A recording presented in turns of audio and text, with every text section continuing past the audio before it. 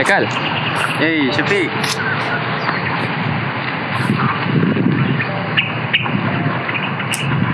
Kau tengok tak okey je. Kalau kau ada masalah, bagi tahu aku. Kita kan takkan sejak sekolah rendah lagi. Memang aku ada masalah sekarang ni. Sebab aku baru break up kan. So macam sedih sikit lah. Aku ada benda nak bagi kat kau ni. Aku harap kau suka. Apa tu?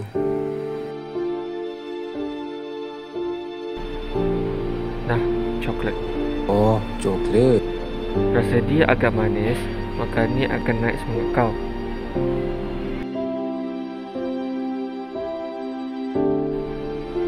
Haikal, bekas lama kamu tu mesti dilepaskan. Kau masih ada impian untuk dicapai. Hari ini dan semalam hari tidak menyenangkan, tapi esok insyaAllah ada jalannya. Ya Allah, terima kasih tau.